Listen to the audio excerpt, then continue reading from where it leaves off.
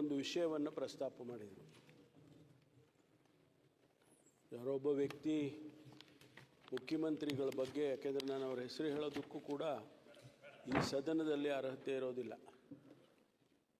24, 26, 28 ಮರ್ಡರ್ಗಳನ್ನು ಮುಖ್ಯಮಂತ್ರಿಗಳು ಮಾಡಿದ್ದಾರೆ ಅಂತಕ್ಕಂಥ ಮಾತನ್ನು ಆ ವ್ಯಕ್ತಿ ಹೇಳಿದ್ದಾನೆ ಅಂತೇಳಿ ಭಾಳ ಜೋರಾಗಿ ಅವನನ್ನು ಯಾಕೆ ಅರೆಸ್ಟ್ ಮಾಡಲಿಲ್ಲ, ಸರ್ಕಾರ ಹೀಗಿದೆ ಹಾಗಿದೆ ಅಂತೆಲ್ಲ ಮಾತಾಡಿದರು. ಒಂದು ಸದನಕ್ಕೆ ಒಂದು ಮಾಹಿತಿ ಏನಂದರೆ, ಆ ವ್ಯಕ್ತಿ ಮಾತನಾಡಿರ್ತಕ್ಕಂಥದ್ದು ಮೇ 27, 2023. ಈಗ ಮಾತಾಡಿಲ್ಲ ಅವನು. ಬಹುಶಃ ಆಗ ನಮ್ಮ ಸರ್ಕಾರನೂ ಇರಲಿಲ್ಲ, ಆಗ ಚುನಾವಣೆಯ ಸಂದರ್ಭ ಅಂತ ಕಾಣಿಸುತ್ತೆ. 27 ಮೇ, ಆಗ ಇನ್ನೂ ಸರ್ಕಾರ ರಚನೆ ಆಗಿರಲಿಲ್ಲ. ಆ ಸಂದರ್ಭದಲ್ಲಿ ಆಡಿರ್ತಕ್ಕಂಥ ಮಾತು, ಅದನ್ನು ತಾವು ಅದು ಯಾಕೆ ಈಗ ಪ್ರಸ್ತಾಪ ಮಾಡಿದ್ರಿ ಅಂತ ನನಗೆ ಗೊತ್ತಿಲ್ಲ. ಅದರ ಉದ್ದೇಶ ಏನು, ಯಾಕೆ ತಾವು ಪ್ರಸ್ತಾಪ ಮಾಡಿದ್ರಿ ಅಂತೇಳಿ. ಹಂಗಂತೇಳಿ ಆ ವ್ಯಕ್ತಿಯನ್ನು ನಾವು ಬೇರೆ ಬೇರೆ ಮಾನ್ಯ ವಿರೋಧ ಪಕ್ಷದ ನಾಯಕರ ಗಮನಕ್ಕೆ ಸುಮಾರು 18 ಕೇಸ್ಗಳು ಆತನ ಮೇಲೆ ಇದ್ದದ್ದು. ಈಗಾಗಲೇ ಸುಮಾರು ಕೇಸ್ಗಳು ವಜಾಗಿದೆ, ಆದರೆ ಇನ್ನೂ ಕೂಡ ಭಾಳಷ್ಟು ಕೇಸ್ಗಳು ಅವ್ರ ಮೇಲೆ ಇದೆ ಅಂತಕ್ಕಂಥದ್ದು. ಅವ್ರ ಮೇಲೆ ಕ್ರಮ ತಗೊಳ್ಳೋದ್ರ ಬಗ್ಗೆ ಯಾವುದೇ ಕಾಂಪ್ರಮೈಸ್ ಇಲ್ಲ. ಅವ್ರ ಮೇಲೆ ಏನು ಕಾನೂನು ಪ್ರಕಾರ ಸೂಕ್ತವಾದ ಕ್ರಮ ತಗೋಬೇಕೋ ಮುಲಾಜಿಲ್ಲದೆ ನಿರ್ದಾಕ್ಷಿಣ್ಯವಾಗಿ ಕ್ರಮವನ್ನು ತೆಗೆದುಕೊಳ್ತೇವೆ. ಆದ್ದರಿಂದ ಸ್ವಲ್ಪ ವೆರಿಫಿಕೇಷನ್ ಮಾಡಿಕೊಂಡ್ರೆ ಯಾವ ಸಂದರ್ಭದಲ್ಲಿ ಯಾರು ಮಾತನಾಡಿದರು, ಅದು ಈ ಪ್ರಸ್ತಾಪ ಈಗ ಮಾಡೋದ್ರ ಉದ್ದೇಶ ಏನು ಅನ್ನೋದು ಸ್ವಲ್ಪ ತಿಳಿಸಿದರೆ ಭಾಳ ಸದನಕ್ಕೆ ಒಳ್ಳೆಯದಾಗುತ್ತೆ ಅಂಥೇಳಿ ನಾನು ಈ ಸಂದರ್ಭದಲ್ಲಿ ಹೇಳೋದಕ್ಕೆ ಬಯಸ್ತೇನೆ. ಅಲ್ಲ ಸರ್, 25 ವರ್ಷದ ಹಿಂದೆ ಅಲ್ಲಿ ಕೊಲೆ ಮಾಡಿ ಊತ ಹಾಕಿದ್ದಾರೆ ಅಂತ ಆತ ಮಾತಾಡಿದ್ದಾನೆ. ಅದನ್ನ ಈ ಸರ್ಕಾರ ತೆಗೆದುಕೊಂಡು ಈಗ ಅವ್ರು 25 ವರ್ಷದಿಂದ ಹೇಳಿರೋದನ್ನ ಮಾಡಿರೋದನ್ನ ಈಗ ಮಾತಾಡ್ತಾನೆ. ಅವ್ನು ಹೇಳ್ತಾನೆ ಅಂದ್ರೆ ಸರ್ಕಾರ ಮತ್ತೆ 2 years ಹಿಂದೆ ಅಂತ ಹೇಳಿದ್ರೆ ಅವ್ರ ಮುಖ್ಯಮಂತ್ರಿ ಆಗ್ತಾ ತಕ್ಷಣನೇ ಅವ್ರು ಮಾತಾಡಿರೋಂಥದ್ದು. ಈಗ ಅವರ ಮೊನ್ನೆ ಚರ್ಚೆ ಆದಂತ ರಿಪ್ಲೈ ಆಗಲಿ, ಉತ್ತರ ಕೊಡಲಿ, ಮತ್ತೆ ರಿಪ್ಲೈ ಆದ ನಂತರ ಬಿಲ್ ತಗೊಳ್ಳುವ. Bill okay.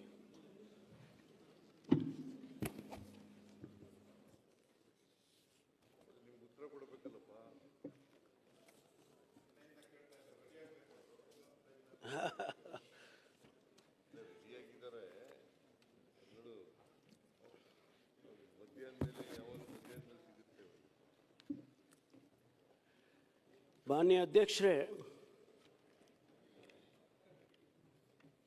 ಧರ್ಮಸ್ಥಳದ ವಿಚಾರ ಇವತ್ತು ಇಡೀ ದೇಶ ಗಮನಿಸ್ತಾ ಇದೆ. ಬಹುಶಃ ಅಂತಾರಾಷ್ಟ್ರೀಯ ಮಟ್ಟದಲ್ಲೂ ಕೂಡ ಇದು ಸುದ್ದಿಯಾಗಿರ್ತಕ್ಕಂಥದ್ದನ್ನು ನಾವು ನೋಡಿದ್ದೇವೆ. ಧರ್ಮಸ್ಥಳದ ಬಗ್ಗೆ, ಧರ್ಮಸ್ಥಳ ಒಂದು ದೇವಸ್ಥಾನ, ಅದರ ಬಗ್ಗೆ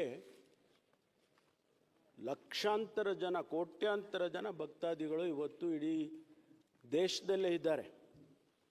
ಅದಕ್ಕೆ ಆದಂಥ ಒಂದು ಸ್ಥಾನ ಇದೆ, ಸಮಾಜದಲ್ಲಿ ಅದಕ್ಕೆ ಆದಂಥ ಒಂದು ಸ್ಥಾನ ಇದೆ. ಮತ್ತು ಅದರ ಚಟುವಟಿಕೆಗಳಿಗೂ ಕೂಡ, ಚಟುವಟಿಕೆಗಳ ಬಗ್ಗೆ ಕೂಡ ಸ್ಥಾನಮಾನಗಳು ಇವತ್ತು ಇಡೀ ದೇಶದಲ್ಲಿ ಆಗಿರ್ತಕ್ಕಂಥದ್ದು. ಅದರ ಇತಿಹಾಸಕ್ಕೆ ನಾನು ಹೋಗೋದಿಲ್ಲ, ಯಾಕೆಂದರೆ ಅದರ ಹಿಸ್ಟ್ರಿ 800 ವರ್ಷದ ಹಿಂದೆ ಅದರ ಇತಿಹಾಸ ಇರ್ತಕ್ಕಂಥದ್ದು.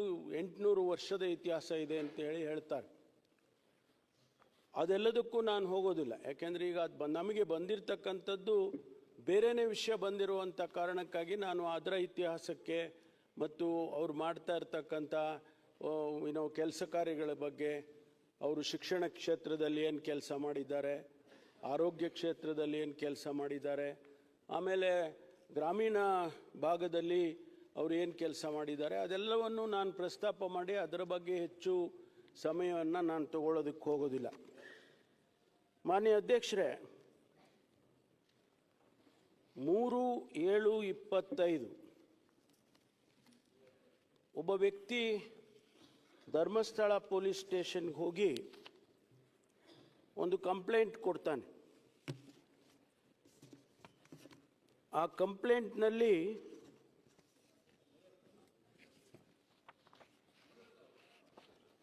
ಅವನು ಪ್ರಸ್ತಾಪ ಮಾಡಿರ್ತಕ್ಕಂಥ ವಿಷಯ,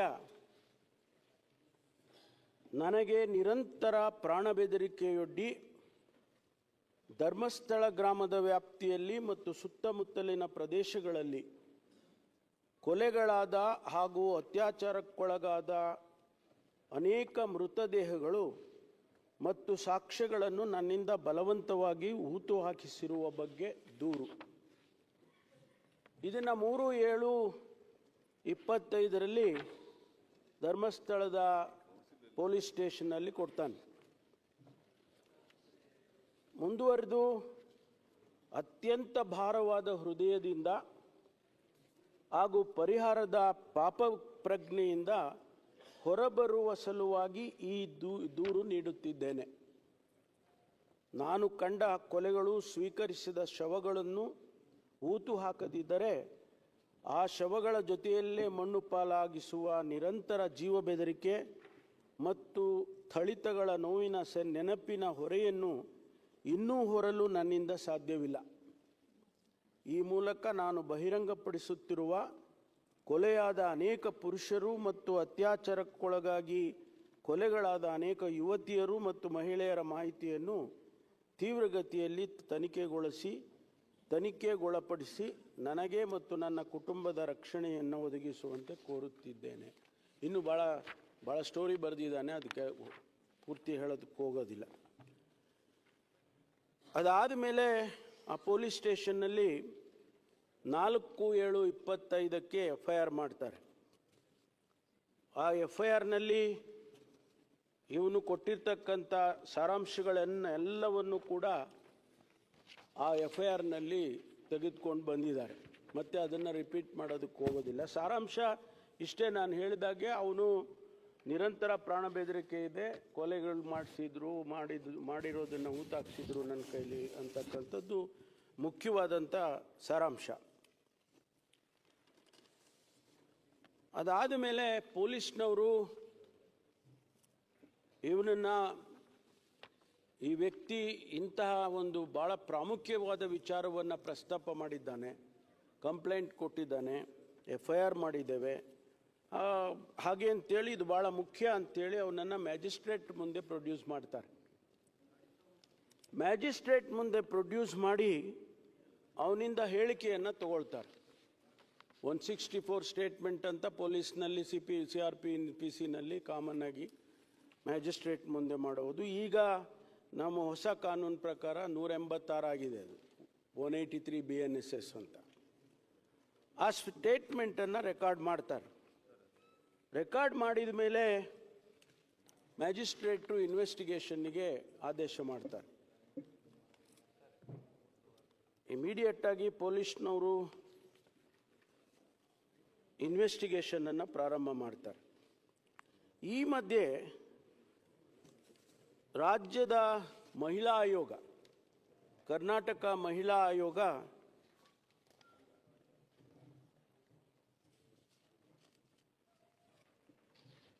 ರಾಜ್ಯದ ಮಹಿಳಾ ಆಯೋಗ ಅಧ್ಯಕ್ಷರು ಮಾನ್ಯ ಮುಖ್ಯಮಂತ್ರಿಗಳಿಗೆ ಒಂದು ಪತ್ರ ಬರೀತಾರೆ.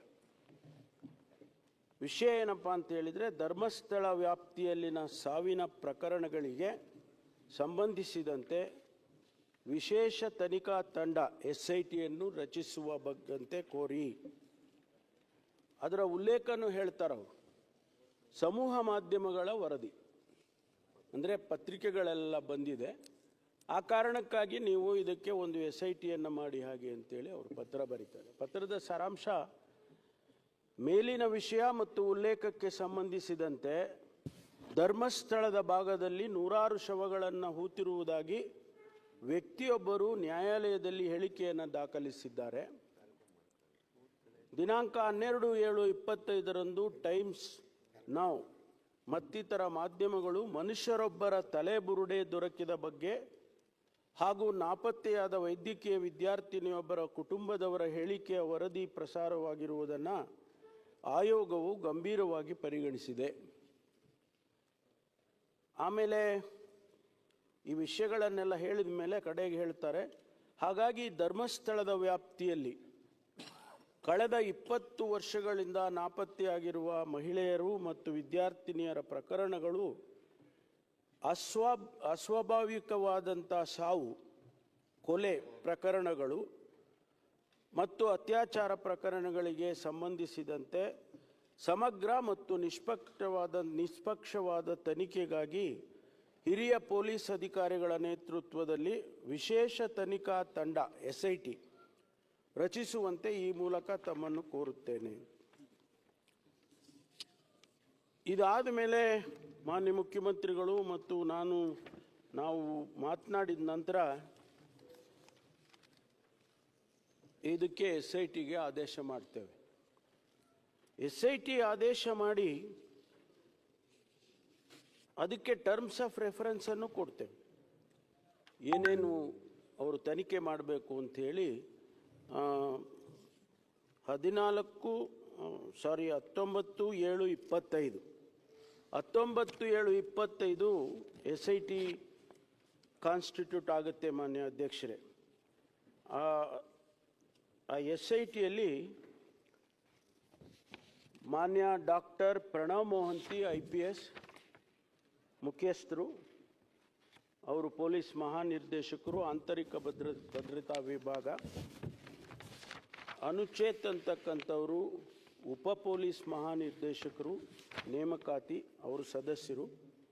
ಆನಂತರ ಸೌಮ್ಯಲತಾ ಅಂತಕ್ಕಂಥವರು ಉಪ ಪೊಲೀಸ್ ಆಯುಕ್ತರು, ಜಿತೇಂದ್ರ ಕುಮಾರ್ ದಯಾಮ ಅಂತಕ್ಕಂಥವರು ಅವರು ಕೂಡ ಪೊಲೀಸ್ ಅಧೀಕ್ಷಕರು. ಇದರಲ್ಲಿ ಶ್ರೀಮತಿ ಸೌಮ್ಯಲತಾ ಅವರು ಪತ್ರ ಕೊಟ್ಟು ನನಗೆ ವೈಯಕ್ತಿಕ ಕಾರಣಕ್ಕಾಗಿ ನನಗೆ ಬೇಡ, ಬೇರೆಯವರಿಗೆ ನೀವು ಮಾಡಿ ಅಂತ ಹೇಳ್ತಾರೆ. ಅದನ್ನು ಬದಲಾಯಿಸ್ತೇವೆ.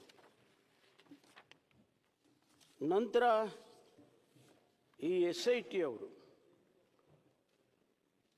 ಏನು ಲೋಕಲ್ ಪೊಲೀಸ್ ಧರ್ಮಸ್ಥಳ ಪೊಲೀಸ್ನವರು ತನಿಖೆ ಪ್ರಾರಂಭ ಮಾಡಿದರು, ಅವರಿಂದ ಈ ಒಂದು ಕೇಸನ್ನು ಅವರು ವಹಿಸ್ಕೊಂಡು ಅವರು ಪ್ರಾರಂಭ ಮಾಡ್ತಾರೆ.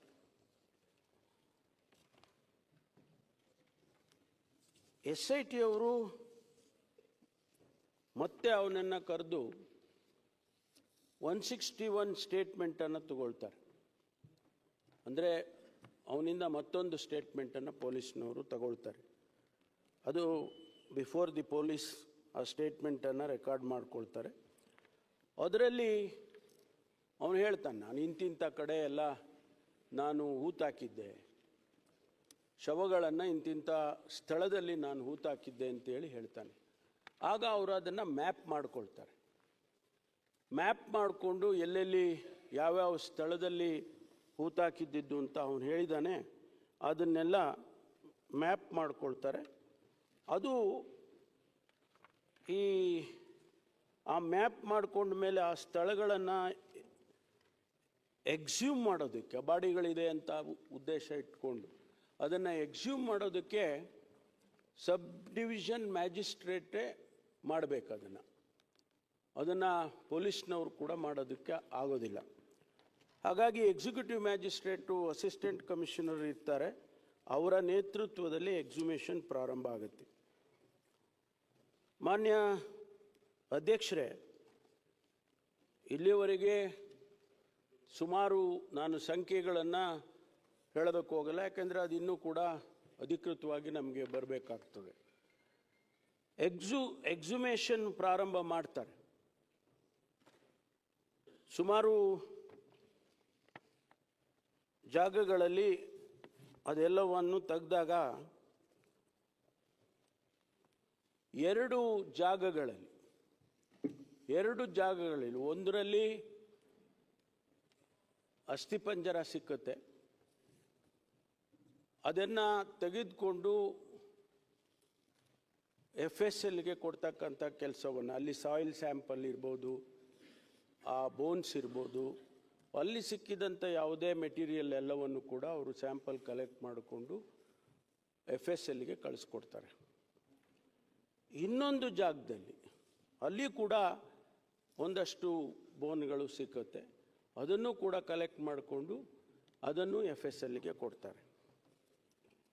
ಆಮೇಲೆ ಇನ್ನು ಮಿಕ್ಕ ಜಾಗಗಳಲ್ಲಿ ಅಲ್ಲಿ ಲ್ಯಾಟ್ರೈಟ್ ಸಾಯಿಲ್ ಅಂತ, ಕೆಂಪು ಕಲ್ಲು ಅಂತ ತಾವು ಹೇಳ್ತಿರಲ್ಲ, ಕೆಂಪು ಮಣ್ಣು, ಅದು ಭಾಳ ಆ್ಯಸಿಡಿಕ್ ಸಾಯಿಲ್. ಏನೇ ಇದ್ದರೂ ಬೋನ್ ಇರ್ಬೋದು ಅಥವಾ ಬೇರೆ ಏನೇ ಮೆಟೀರಿಯಲ್ ಇದ್ದರೆ ಇಂದಿಷ್ಟು ದಿವಸದಲ್ಲೇ ಅದೆಲ್ಲ ಕರಗಿ ಹೋಗುತ್ತೆ ಅಂತಕ್ಕಂಥದ್ದು ಇದೆ. ಅದಕ್ಕಾಗಿ ಅವ್ರೇನು ಮಾಡ್ತಾರೆ, ಎಲ್ಲ ಸ್ಪಾಟ್ನಲ್ಲಿ ಎಲ್ಲೆಲ್ಲಿ ಅವನು ತೋರಿಸಿದ್ದ, ಎಲ್ಲೆಲ್ಲಿ ಇವರು ಎಕ್ಸುಮೇಷನ್ ಮಾಡಿದರು, ಆ ಎಲ್ಲ ಜಾಗಗಳಲ್ಲೂ ಕೂಡ ಸ್ಯಾಂಪಲ್ಸನ್ನು ಕಲೆಕ್ಟ್ ಮಾಡ್ಕೊಳ್ತಾರೆ. ಸಾಯಿಲ್ ಸ್ಯಾಂಪಲ್ಸ್ ಕಲೆಕ್ಟ್ ಮಾಡಿ ಅದನ್ನು ಕೂಡ ಲ್ಯಾಬೊರೇಟ್ರಿಗೆ ಕಳಿಸಿದ್ದಾರೆ. ಇವತ್ತು ಅದರ ಅನಾಲಿಸಿಸ್ ಆಗಬೇಕು.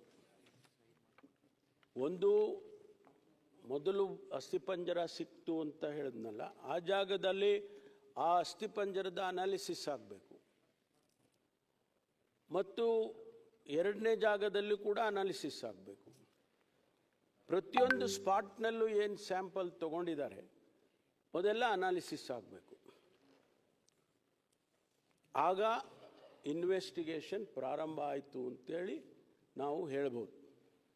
ಇಲ್ಲಿಯವರೆಗೆ ಆಗಿರೋದೇನಪ್ಪ ಅಂದರೆ ಎಕ್ಸುಮೇಷನ್ ಅಷ್ಟೇ, ನಾಟ್ ಎಕ್ಸಾಕ್ಟ್ಲಿ ದಿ ಇನ್ವೆಸ್ಟಿಗೇಷನ್.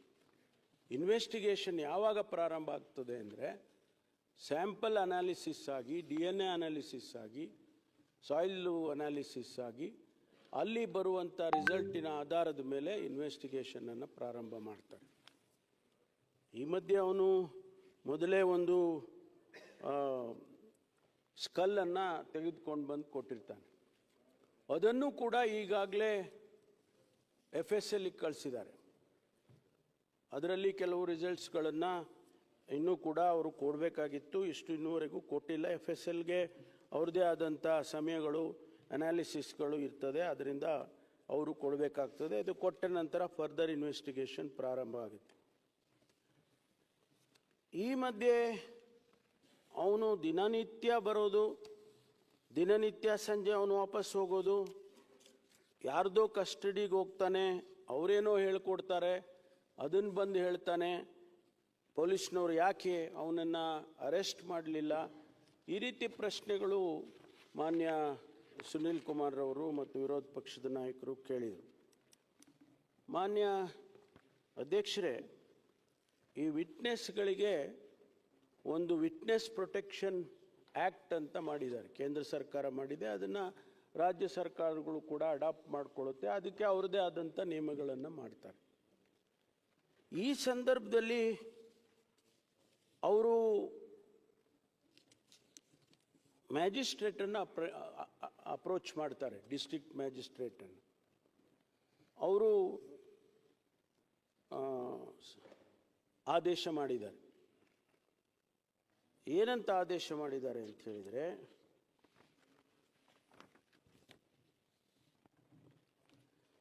ಅದಕ್ಕೊಂದು ಸಮಿತಿ ಇದೆ, ಪ್ರಿನ್ಸಿಪಲ್ ಡಿಸ್ಟ್ರಿಕ್ಟ್ ಕೋರ್ಟ್ ಅಧ್ಯಕ್ಷತೆಯಲ್ಲಿ ಒಂದು ಸಮಿತಿ ಮಾಡಿದ್ದಾರೆ. ಆ ಸಮಿತಿ ಪೊಲೀಸ್ ಸೂಪರಿಂಟೆಂಡೆಂಟ್ ಇರ್ತಾರೆ, ಮೆಂಬರ್ ಸೆಕ್ರೆಟರಿ ಆಗಿ ಒಬ್ಬ ಪಬ್ಲಿಕ್ ಪ್ರಾಸಿಕ್ಯೂಟರ್ ಇರ್ತಾರೆ. ಅವರು ಆದೇಶ ಮಾಡ್ತಾರೆ, the committee of detailed deliberations, it is decided that to give protection to the first informant and his family members pertaining to crime number 39/2025 of Dharmasthala Police Station, Dakshina Kannada, Mangaluru, which are as follows: ensuring that witness and accused do not come face to face during investigation. ಎರಡನೇದು, monitoring of mail and telephone calls if the first informant and his family members consented. ಮೂರನೇದು, installation of security devices in the residence of the first informant such as CCTV and alarms. 4, concealment of identity of the first informant by referring to him as English alphabet V. ಅವನ ಹೆಸರನ್ನು V ಅಂತ ಅವರೇ ಮಾಡ್ತಾರೆ. Herein afterwards, the first informant has to be referred as we. ಐದನೇದು, emergency contact persons for the first informant to be furnished by we. 6, regular patrolling around the house of we. 7ನೇದು, temporary change of residence to a relative's house or a nearby town if we is consented. Escort to and from the police station and court. Allowing a support person to remain present during the recording the statement by the police. The remaining protection measures will be considered at the subsequent stage if necessary arises. The above said protection measures will be in force for 60 days from today unless the situation of urgency arises to conduct the next committee meeting. ಇದನ್ನು principal district judge ಅವರು ಕೋರ್ಟ್ರಿಂದ ಆದೇಶವನ್ನು ಮಾಡ್ತಾರೆ. ಅದಕ್ಕಾಗಿ ಅವರನ್ನು arrest ಮಾಡೋದಕ್ಕಾಗಲಿ ಅಥವಾ ನಮ್ಮ ಪೊಲೀಸ್ನವರ ಪ್ರೊಟೆಕ್ಷನ್ನಲ್ಲಿ ಇಟ್ಕೊಳ್ಳೋದಕ್ಕಾಗಲಿ ಸಾಧ್ಯ ಆಗೋದಿಲ್ಲ ಅಂಥೇಳಿ ಮಾನ್ಯ ಸದಸ್ಯರುಗಳಿಗೆ ನಾನು ತಿಳಿಸೋದಕ್ಕೆ ಬಯಸ್ತೇನೆ. ಮಾನ್ಯ ಅಧ್ಯಕ್ಷರೇ, ಈಗ ತನಿಖೆ ಬಹಳ ಗಂಭೀರವಾಗಿ ನಡೀತಾ ಇದೆ. ಈಗೇನವರು ವಿಟ್ನೆಸ್ ಪ್ರೊಟೆಕ್ಷನ್ ಆ್ಯಕ್ಟ್ನಲ್ಲಿ ಹೇಳಿದರು ಅದೆಲ್ಲವನ್ನು ಕೂಡ SITನವರು ಅವರಿಗೆ ಮಾಡಿದ್ದಾರೆ. ಜೊತೆಗೆ ಏನೆಲ್ಲ ಇನ್ವೆಸ್ಟಿಗೇಷನ್ನಲ್ಲಿ ಸಾಧ್ಯತೆ ಇದೆ, ಟ್ರಾನ್ಸ್ಪರೆಂಟಾಗಿ ಇನ್ವೆಸ್ಟಿಗೇಷನ್ ಮಾಡೋದಕ್ಕೆ ಸಾಧ್ಯತೆ ಇದೆ, ಯಾರದೇ ಒತ್ತಡಕ್ಕೆ ಮಣಿದೇ ಇರತಕ್ಕಂಥ ರೀತಿಯಲ್ಲಿ ಯಾರನ್ನೂ ಕೂಡ ಈ ಇನ್ವೆಸ್ಟಿಗೇಷನ್ನ ಡೈಲ್ಯೂಟ್ ಮಾಡೋದಕ್ಕೆ ಆಗಲಿ ಅವಕಾಶ ಕೊಡೋದಕ್ಕಾಗಲಿ ಇದು ಯಾವುದನ್ನೂ ಮಾಡದೆ ಬಹಳ ಫೇರ್ ಆಗಿ ಇವತ್ತು ಇನ್ವೆಸ್ಟಿಗೇಷನ್ನು ನಡೀತಾ ಇದೆ. ಅವನು ಎಲ್ಲೆಲ್ಲಿ ತೋರಿಸ್ತಾನೆ ಅಲ್ಲೆಲ್ಲ ಹಾಕ್ಕೊಂಡು ಹೋಗ್ತಾ ಇದ್ದೀರಿ, ಇನ್ನೂ ಎಷ್ಟು ಕಡೆ ನೀವು ಹಗಿತೀರಿ, ಇದೆಲ್ಲ ಪ್ರಶ್ನೆಗಳು ಇವತ್ತು ಬಂದಿದ್ದಾವೆ. ಅವನು ಇಡೀ ಧರ್ಮಸ್ಥಳದ ಪೂರ್ತಿ ಎಲ್ಲ ತೋರಿಸಿದ್ರೆ ಅಗಿಯೋದಿಲ್ಲ. ಆದರೆ ಈಗೇನು ಅವನು ಹೇಳಿದ್ದಾನೆ ಆ ಸ್ಥಳಗಳನ್ನು ಮುಂದಕ್ಕೆ ಈಗ ಒಂದಿಷ್ಟು ಸಂಖ್ಯೆ ಎಲ್ಲ ಆಗಿದೆ, ಮುಂದಕ್ಕೆ ಹೋಗಬೇಕಾ ಬೇಡವಾ ಅನ್ನುವ ತೀರ್ಮಾನ ನಾವು ಮಾಡೋದಿಲ್ಲ, ಸರ್ಕಾರ ಮಾಡೋದಿಲ್ಲ. We have given the freedom for the SIT and SIT only will decide whether to go forward or not. ಈಗ ಇದನ್ನ ಖಾತ್ರಿ ಮಾಡ್ಕೊಳ್ಳೋದು ಹೇಗೆ? ಈಗ ಇದು ಅನಾಲಿಸಿಸ್ ಆಗಬೇಕು ಮಾನ್ಯ ಅಧ್ಯಕ್ಷರೇ. ಆ ಸ್ಥಳಗಳಲ್ಲಿ ಅವರು ಅನಾಲಿಸಿಸ್ ಮಾಡಿ, ಕೆಮಿಕಲ್ ಅನಾಲಿಸಿಸ್ ಮಾಡಿ, DNA ಮಾಡಿ, ಹೌದು ಅಲ್ಲೇನೂ ಇರಲಿಲ್ಲ, ಏನೂ ಇಲ್ಲ, ಆ ಸ್ಯಾಂಪಲ್ನಲ್ಲಿ ಯಾವುದೇ ರೀತಿಯ ಹ್ಯೂಮನ್ ಇದು DNA ಹ್ಯೂಮನ್ ಇದು ಬರಲಿಲ್ಲ ಅಂತಾದರೆ ಅದು ಬೇರೆ ಕನ್ಕ್ಲೂಷನ್ನಿಗೆ ಬರುತ್ತೆ. ಅಥವಾ ಒಂದು ವೇಳೆ ಅಲ್ಲಿ ಆ ಮೂಳೆ ಕರಗೋಗಿದೆ ಅಥವಾ ಇನ್ನೇನೋ ಆಗಿದೆ, ಆದರೆ DNA ಬಂದಿದೆ ಅಂತಾದರೆ ಅದು ಬೇರೆ ವಿಚಾರ ಆಗ್ತದೆ. ಅದು ಬರೋವರೆಗೂ, ಆ ರಿಸಲ್ಟ್ಸ್ ಬರೋವರೆಗೂ ಇದನ್ನು ಸ್ಥಗಿತ, ಮುಂದಕ್ಕೆ ಹೋಗೋದನ್ನು ಸ್ಥಗಿತ ಮಾಡಬೇಕು ಅಂತೇಳಿ SITನವರು ತೀರ್ಮಾನ ಮಾಡಿಕೊಂಡಿದ್ದಾರೆ ಅಂತ. ಆ ರಿಸಲ್ಟ್ಸ್ ಬರಬೇಕು, ಆ ರಿಸಲ್ಟ್ಸಿಗೆ ನಾವು ಕಾಯಬೇಕಾಗ್ತದೆ. ಅದಾದ ಮೇಲೆ ಮುಂದಕ್ಕೆ ಇನ್ವೆಸ್ಟಿಗೇಷನ್ ಮುಂದುವರಿಯುತ್ತೆ ಅಂತಕ್ಕಂಥದ್ದನ್ನು ನಾನು ಸದನಕ್ಕೆ ತಮ್ಮ ಮೂಲಕ ತರೋದಕ್ಕೆ ಬಯಸ್ತೇನೆ. ಇವತ್ತು ಬಹಳಷ್ಟು ವಿಚಾರಗಳು ಸ್ಪೆಕ್ಯುಲೇಷನ್ ಮೇಲೆ ನಡೀತಾ ಇದ್ದಾವೆ. ಹೀಗಂತೆ ಹಾಗಂತೆ. ನಾನು ಮಾಧ್ಯಮ ಸ್ನೇಹಿತರಿಗೆ ವಿನಂತಿ ಮಾಡಿಕೊಳ್ತೇನೆ,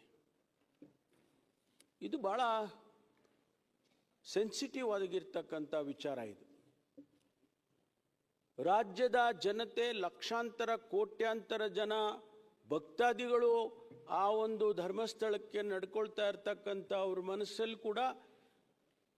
ಏನೋ ಆತಂಕ ಇದೆ, ಎಲ್ಲೋ ಒಂದು ಡೌಟ್ ಬಂದಿದೆ. ಅದನ್ನು ಬಹಳ ಎಚ್ಚರಿಕೆಯಿಂದ ನಾವು ಸರ್ಕಾರ ತೀರ್ಮಾನ ಮಾಡಬೇಕಾಗ್ತದೆ.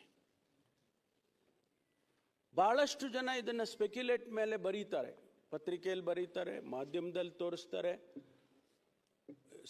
ಸೆಕೆಂಡಿಗೂ ಕೂಡ ವಿಚಾರಗಳನ್ನು ಬೇರೆ ಬೇರೆ ರೀತಿಯಲ್ಲಿ ಮಾಡ್ತಕ್ಕಂಥದ್ದನ್ನು ನೋಡ್ತಾ ಇದ್ದೇವೆ ಕಳೆದ 10, 15, 20 ದಿವಸದಿಂದ. ಇದು ಆಗಬಾರ್ದು. ಮಾನ್ಯ ವಿರೋಧ ಪಕ್ಷದ ನಾಯಕರು ಮತ್ತು ಸದಸ್ಯರುಗಳು ಕೂಡ, ನನಗೆ ಗೊತ್ತಿಲ್ಲ, ಇಷ್ಟು ಪ್ರಾರಂಭ ಆದಾಗಿಂದ ಅವರ ರಿಯಾಕ್ಷನ್ಸ್ಗಳೇನು ಬಂದಿರಲಿಲ್ಲ. ಇಲ್ಲ, ಇನ್ವೆಸ್ಟಿಗೇಷನನ್ನು ಕೆಲವರು ಸ್ವಾಗತ ಮಾಡಿದರು. ಹೌದು, SIT ಮಾಡಿರೋದು ಸರಿ ಇದೆ. ಕೆಲವರು ಸ್ವಾಭಾವಿಕವಾಗಿ ಇಲ್ಲ, SIT ಮಾಡಬಾರ್ದಾಗಿತ್ತು ಅಂತಕ್ಕನ್ನವರು ಕೂಡ ಇದ್ದಾರೆ. ಆದರೆ ಏಕಾಏಕಿಯಾಗಿ ಒಂದು 15 ದಿವಸದ ನಂತರ ತಾವು ಇಷ್ಟೊಂದು ಗಂಭೀರವಾಗಿ ಈ ವಿಚಾರವನ್ನು ತೆಗೆದುಕೊಂಡು ಸದನದಲ್ಲಿ ಬೇರೆ ಬೇರೆ ವ್ಯಾಖ್ಯಾನಗಳನ್ನು ಮಾಡಿಕೊಂಡು, ತಮ್ಮ ಉದ್ದೇಶ ಏನಂತ ಗೊತ್ತಾಗಲಿಲ್ಲ ನನಗೆ. ಈ ಇನ್ವೆಸ್ಟಿಗೇಷನ್ನು ಸರಿಯಾಗಿ ಆಗಬೇಕಾ, ಸತ್ಯ ಹೊರಗಡೆ ಬರಬೇಕಾ, ಹಾಗೇ ಇದೆ ಅಂತೇಳಿ ಯಾರೂ ಹೇಳೋಕ್ಕಾಗೋದಿಲ್ಲ, ಆಗಿಲ್ಲ ಅಂತನೂ ಯಾರೂ ಹೇಳೋಕ್ಕಾಗೋದಿಲ್ಲ. ಈ ಇನ್ವೆಸ್ಟಿಗೇಷನ್ ಆಚೆ ಬಂದರೆ, ಒಂದು ವೇಳೆ ಇಲ್ಲ ಏನೂ ಆಗಿಲ್ಲ ಅಂತ ಅಂದ್ಕೊಳ್ಳೋಣ, ಧರ್ಮಸ್ಥಳದ ಗೌರವ ಮತ್ತು ಹೆಚ್ಚುತ್ತಲ್ವ? ಲಕ್ಷಾಂತರ ಕೋಟ್ಯಾಂತರ ಭಕ್ತಾದಿಗಳಿಗೆ ಇರುವಂಥ ನಂಬಿಕೆ ಇನ್ನೂ ಹೆಚ್ಚಾಗ್ತದಲ್ವ? ಆದರೆ ಒಂದು ವೇಳೆ ಆಗಿದೆ ಅಂತ ಆದರೆ, ಸತ್ಯ ಹೊರಗಡೆ ಬಂತು, ಹೌದಪ್ಪ ಈ ರೀತಿ ಆಗಬಾರ್ದಾಗಿತ್ತು, ಇದು ಆಗಿದೆ, ಯಾರು ಸಂತ್ರಸ್ತರಿದ್ದಾರೆ, ಯಾರಿಗೆ ಆ ಕುಟುಂಬದವರಿಗೆ ನ್ಯಾಯ ಸಿಗ್ತದೆ ಅನ್ನೋದಾದರೂ ಆಗುತ್ತಲ್ವ? ಆದರೆ ಇದಕ್ಕೆ ನಾವು ರಾಜಕೀಯವನ್ನು ಬೆರೆಸೋದಾಗಲಿ, ಧರ್ಮದ ಹೆಸರಿನಲ್ಲಿ ಆದರೂ ಕೂಡ ಇದನ್ನು ನಾವು ಹೆಚ್ಚು ಮಾಡ್ತಕ್ಕಂಥದ್ದಾಗಲಿ, ಇದು ಆಗಬಾರ್ದು ಅಂಥೇಳಿ ನಾನು ನನ್ನ ಅಭಿಪ್ರಾಯವನ್ನು ಹೇಳೋದಕ್ಕೆ ಬಯಸ್ತೇನೆ. ನಾವು ನ್ಯಾಯಕ್ಕೆ ಬಿಡೋಣ, leave it to the law of the land. ಬರಲಿ, ಆಚೆಗೆ ಸತ್ಯ ಬರಲಿ. ಆ ಸತ್ಯ ಆಚೆ ಬಂದಾಗ ನೀವಾಗಲಿ ನಾವಾಗಲಿ ಅದನ್ನು ಒಪ್ಕೋಬೇಕಾಗ್ತದಲ್ಲ, ಧರ್ಮಸ್ಥಳದವರು ಕೂಡ ಒಪ್ಕೋಬೇಕಾಗ್ತದಲ್ಲ, ಜನಸಮುದಾಯ ಒಪ್ಕೋಬೇಕಾಗ್ತದಲ್ಲ. ಅದಕ್ಕಾಗಿ ನಾವು ಇವತ್ತು ಬೇರೆ ಬೇರೆ ಅರ್ಥೈಸೋದು ಇದು ಸರಿ ಕಾಣಿಸೋದಿಲ್ಲ ಅಂಥೇಳಿ ನಾನು ನನ್ನ ಅಭಿಪ್ರಾಯವನ್ನು ಹೇಳೋದಕ್ಕೆ ಬಯಸ್ತೇನೆ. ಮಾನ್ಯ ಅಧ್ಯಕ್ಷರೇ, ನಾನು ಇನ್ನೂ ಹೆಚ್ಚು ಇದನ್ನು ವಿಳಂಬಿಸೋದಕ್ಕೆ ಹೋಗೋದಿಲ್ಲ. ಯಾಕೆಂದರೆ ತನಿಖೆ ನಡೀತಾ ಇರ್ತಕ್ಕಂಥ ಸಂದರ್ಭದಲ್ಲಿ ನಾವು ಏನು ಹೇಳೋಕ್ಕೂ ಆಗೋದಿಲ್ಲ. ತನಿಖೆಯಿಂದ ಅವರು ಇಂಟರಿಮ್ ವರದಿ ಕೇಳಿದರು, ಆ ಇಂಟರಿಮ್ ವರದಿನೂ ಕೂಡ ನಮಗೇನು ಬಂದಿಲ್ಲ. ಒಂದು ವೇಳೆ ಇಂಟರಿಮ್ ವರದಿ ಬಂದಿದ್ದರೆ ಆ ಮಾಹಿತಿಗಳನ್ನು ಕೂಡ ನಾನು ಕೊಡೋನಿದೆ. ಆದರೆ ಸಂಪೂರ್ಣವಾಗಿ ಆದಷ್ಟು ಶೀಘ್ರವಾಗಿ ತನಿಖೆಯನ್ನು ಮಾಡಬೇಕಂತ ಅಷ್ಟೇ ನಾವು ಅವರಿಗೆ ಹೇಳ್ಬೋದಷ್ಟೇ. ಬಿಟ್ಟರೆ ನಾವು ಹೀಗೆ ಮಾಡಿ 1 ತಿಂಗಳಲ್ಲಿ ಮುಗಿಸಿ, 2 ತಿಂಗಳಲ್ಲಿ ಮುಗಿಸಿ, 15 ದಿವಸದಲ್ಲಿ ಮುಗಿಸಿ ಅಂತ ಹೇಳೋದಕ್ಕಾಗೋದಿಲ್ಲ. ಆದ್ದರಿಂದ ಏನು ಇವತ್ತು ನಡೀತಾ ಇದೆ, ಈ ತನಿಖೆ ನಡೀತಾ ಇದೆ, ಮಾನ್ಯ ಗೌರವಾನ್ವಿತ ವಿರೋಧ ಪಕ್ಷದ ನಾಯಕರಲ್ಲಿ ಮತ್ತು ಗೌರವಾನ್ವಿತ ಸದಸ್ಯರಲ್ಲಿ ನಾನು ಮನವಿ ಮಾಡೋದು, ನೀವು ಸಹಕರಿಸಬೇಕು. ಯಾರನ್ನು ರಕ್ಷಣೆ ಮಾಡೋದಾಗಲಿ, ಯಾರನ್ನು ದೂಷಣೆ ಮಾಡೋದಾಗಲಿ ಸರ್ಕಾರ ಮಾಡೋದಿಲ್ಲ. ನಮ್ಗೆ ಅದರ ಅಗತ್ಯನೂ ಇಲ್ಲ. ನಮಗೆ ಏನು ಇವತ್ತು ಅಷ್ಟು ದೊಡ್ಡ ಸಂಸ್ಥೆ ಇಡೀ ದೇಶದಲ್ಲಿ ಮಾನ್ಯ ವೀರೇಂದ್ರ ಹೆಗಡೆ ಅವರಿಗೆ ಪದ್ಮಭೂಷಣವನ್ನು ಕೂಡ ಕೊಟ್ಟಿದೆ ಸರ್ಕಾರ, ಕೇಂದ್ರ ಸರ್ಕಾರ. ಅಂಥವ್ರ ಮೇಲೆ ಇದೊಂದು ಹೀಗೆ ಗೂಬೆ ಕುಂಟಿಸೋದು ಅಂತಲ್ಲ, ಇದು ಬೇರೆ ರೀತಿಯಲ್ಲೇ ಆಗಿದೆ. ಇದು ಅದು ಸತ್ಯ ಆಚೆ ಬರಬೇಕಲ್ಲ.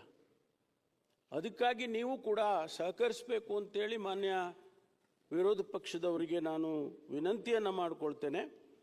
ನಾವು ಏನನ್ನು ಮುಚ್ಚಿಡೋದಿಲ್ಲ, ಯಾವುದನ್ನು ಕೂಡ ಈ ತನಿಖೆಯಲ್ಲಿ ಮುಚ್ಚಿಡುವಂಥ ಅಗತ್ಯತೆಯೂ ಕೂಡ ಸರ್ಕಾರಕ್ಕಿಲ್ಲ. ನಾವು ಫೇರ್ ಆಗಿ ಪಕ್ಷಾತೀತವಾಗಿ ಯಾವುದೇ ರೀತಿಯ ತನಿಖೆ ಆಗಬೇಕು ಅಂತಕ್ಕಂಥ ಉದ್ದೇಶವನ್ನು ಇಟ್ಕೊಂಡಿದ್ದೀವಿ. ಬೇರೆ ಬೇರೆ ಬೇರೆ ನಮಗೇನು ಉದ್ದೇಶಗಳು ಬೇರೆ ಇಲ್ಲ ನಮಗೆ ಮಾನ್ಯ ಅಧ್ಯಕ್ಷರೇ. ಹಾಗಾಗಿ ಇವತ್ತು ಇಷ್ಟು ವಿಚಾರಗಳನ್ನು ಪ್ರಸ್ತುತವಾಗಿ ಇವತ್ತು ಇರ್ತಕ್ಕಂಥ ವಿಚಾರವನ್ನು ನಾನು ಸದನದ ಮುಂದೆ ಇಟ್ಟಿದ್ದೇನೆ. ಇದಕ್ಕೆ ಹೊರತುಪಡಿಸಿ ಬೇರೆ ಬೇರೆ ವಿಚಾರಗಳನ್ನು ನಾನು ಮಾತನಾಡೋದಕ್ಕೆ ಹೋಗೋದಿಲ್ಲ. ಯಾಕೆಂದರೆ ಅವೆಲ್ಲ ಆಫ್ಶೂಟ್, ಇದರಿಂದ ಬೇರೆ ಬೇರೆ ರೀತಿಯಲ್ಲಿ ಇರ್ತಕ್ಕಂಥದ್ದು, ಅದನ್ನು ಬೇರೆ ಬೇರೆ ಹಂತದಲ್ಲೇ ಅದನ್ನು ನಾವು ಹ್ಯಾಂಡಲ್ ಮಾಡ್ತೇವೆ. ಹಾಗಾಗಿ ಈ ಇಷ್ಟು ವಿಚಾರಗಳನ್ನು ನಾನು ಸದನದ ಮುಂದೆ ಮಂಡಿಸ್ತಾ ಇದ್ದೇನೆ. ಮಾನ್ಯ ವಿರೋಧ ಪಕ್ಷದ ನಾಯಕರು ಕೆಲವು ಪ್ರಶ್ನೆಗಳನ್ನು ಹೇಳಿದ್ದಕ್ಕೆಲ್ಲ ನಾನು ವಸ್ತುಸ್ಥಿತಿಯನ್ನು ನಾನು ಸದನದ ಮುಂದೆ ಇಟ್ಟಿದ್ದೇನೆ. ಹಾಗಾಗಿ ಮಾನ್ಯ ಸುನೀಲ್ ಕುಮಾರ್ ಅವರು, ಮಾನ್ಯ ಗೌರವಾನ್ವಿತ ಸದಸ್ಯರು ಇದನ್ನು ಪ್ರಸ್ತಾಪ ಮಾಡಿದರು. ಬಹುಶಃ ಅವರಿಗೆ ಇದರಿಂದ ಸಮಾಧಾನ ಆಗುತ್ತೋ ಇಲ್ಲೋ ಗೊತ್ತಿಲ್ಲ. ವಸ್ತುಸ್ಥಿತಿಯನ್ನು ಮುಂದಿಟ್ಟಿದ್ದೇನೆ. ಯಾಕೆಂದರೆ ಇದರಲ್ಲಿ ಏನೋ ಮುಚ್ಚಿಡುತ್ತೆ ಸರ್ಕಾರ, ಏನೋ ಬೇರೆ ರೀತಿಯಲ್ಲಿ ಇದನ್ನು ತೆಗೆದುಕೊಂಡು ಹೋಗ್ತಾ ಇದ್ದಾರೆ, ಯಾರದೋ ಒತ್ತಡಕ್ಕೆ ಮಣಿದಿದ್ದಾರೆ. SIT ಹ್ಯಾಗ್ ಫಾರಮ್ ಆಯಿತು ಅಂತ ನಾನು ಹೇಳಿದೆ. SIT ಯಾರೋ ಒತ್ತಡಕ್ಕೆ ಮಣಿದೆ SIT ಮಾಡಲಿಲ್ಲ ನಾವು. SIT ಅಲ್ಲಿನ ಪರಿಸ್ಥಿತಿ, ಆ ಸ್ಥಳೀಯ ಪೊಲೀಸರು ಧರ್ಮಸ್ಥಳದ ಪೊಲೀಸ್ ಸ್ಟೇಷನ್ನಲ್ಲಿ ಇನ್ವೆಸ್ಟಿಗೇಷನ್ ಮಾಡೋದಕ್ಕೆ ಸಾಮರ್ಥ್ಯ ಇರೋದಿಲ್ಲ. ಭಾಳಷ್ಟು ಟೆಕ್ನಾಲಜಿ ಇನ್ವಾಲ್ವ್ ಆಗಿದೆ. DNA ಅನಾಲಿಸಿಸ್ ಮಾಡಬೇಕು, ಸಾಯಿಲ್ ಅನಾಲಿಸಿಸ್ ಮಾಡಬೇಕು, ತದನಂತರ ಬರುವಂಥ ಇನ್ವೆಸ್ಟಿಗೇಷನ್ನು. ಅನಾಲಿಸಿಸ್ ಅಲ್ಲಿಗೆ ಮುಗ್ದೋಗೋದಿಲ್ಲ ಮಾನ್ಯ ಅಧ್ಯಕ್ಷರೇ. ಅನಾಲಿಸಿಸ್ ಆದಮೇಲೆ ಬರುತ್ತೆ ಇನ್ವೆಸ್ಟಿಗೇಷನ್. ಒಂದು ವೇಳೆ ಅಲ್ಲಿ ಒಂದು ಜಾಗದಲ್ಲಿ ಈಗ ಬೋನ್ ಸಿಕ್ಕಿದೆ ಅಂತ ಹೇಳಿದೆ ನಾನು. ಆ ಬೋನ್ ಯಾರ್ದು, ಎಲ್ಲಿಂದ ಬಂತು ಆ ಬೋನು, ಆ ಅಸ್ಥಿಪಂಜರ ಯಾವ ಸ್ಥಿತಿಯಲ್ಲಿ ಅವರು ಹೂತಾಕಿದ್ರು, ಅದು ಮರ್ಡರ್ ಆಗಿತ್ತಾ, ನ್ಯಾಚುರಲ್ ಆಗಿತ್ತಾ, ಹೂತವ್ರು ಯಾರು, ಇಷ್ಟು ಬೇರೆ ಬೇರೆ ವಿಚಾರಗಳೆಲ್ಲ ಇನ್ವೆಸ್ಟಿಗೇಷನ್ಗೆ ಶುರುವಾಗ್ತವೆ ಈ ಅನಾಲಿಸಿಸ್ ಬಂದ ಮೇಲೆ. ಆದ್ದರಿಂದ ನಾವು ಯಾವುದೇ ಒತ್ತಡಕ್ಕೆ ಮಣಿದಿಲ್ಲ. ಆ ಕಾರಣಕ್ಕಾಗಿ SIT ಮಾಡಬೇಕಾಯ್ತು ವಿನಃ ಆ ಪೊಲೀಸ್ ಸ್ಟೇಷನ್ನಲ್ಲಿ ಅವರು ಹ್ಯಾಂಡಲ್ ಮಾಡೋದಕ್ಕಾಗೋದಿಲ್ಲ ಅಂತೇಳಿ. ಜೊತೆಗೆ ಮಹಿಳಾ ಆಯೋಗದವರು ರಿಕ್ವೆಸ್ಟ್ ಮಾಡಿದರು, ಅದನ್ನು ನಾನು ಪ್ರಸ್ತಾಪ ಮಾಡಿದ್ದೇನೆ. ಆದ್ದರಿಂದ ಯಾವುದೇ ಕಾರಣಕ್ಕೂ ಕೂಡ ಇದರಲ್ಲಿ ಯಾವ ಕಾಂಪ್ರಮೈಸು ಕೂಡ ನಾವು ಮಾಡಿಕೊಳ್ಳೋದಿಲ್ಲ. ಸತ್ಯವನ್ನು ಹೊರಗೆ ತರ್ತೇವೆ. ಸತ್ಯ ಹೇಳಿದೆ 164 ಸ್ಟೇಟ್ಮೆಂಟಲ್ಲಿ ಅವರು ಏನು ಹೇಳಿದ್ದಾರೆ ಅವೆಲ್ಲವನ್ನು ವೆರಿಫೈ ಮಾಡ್ತಾ ಇದ್ದೇವೆ. ಒಂದೊಂದಾಗಿ ಅವರು ಹೇಳಿದ ಪ್ರತಿಯೊಂದು ವಿಚಾರವನ್ನು ಕೂಡ ಇವತ್ತು ನಾವು ಅದನ್ನು ಇನ್ವೆಸ್ಟಿಗೇಷನ್ ಮಾಡ್ತಕ್ಕಂಥ ಕೆಲಸವನ್ನು ನಾವು ಮಾಡ್ತೇವೆ ಅಂತಕ್ಕಂಥ ಮಾತನ್ನು ಹೇಳಿ ಸಮಯ ಕೊಟ್ಟಿದ್ದಕ್ಕಾಗಿ ನಮಗೆ ಧನ್ಯವಾದಗಳನ್ನು ಹೇಳಿ ನಾನು ಮಾತು ಮುಗಿಸ್ತೇನೆ. ಪ್ರತಿಪಕ್ಷ ನಾಯಕರು. ಅಧ್ಯಕ್ಷರೇ,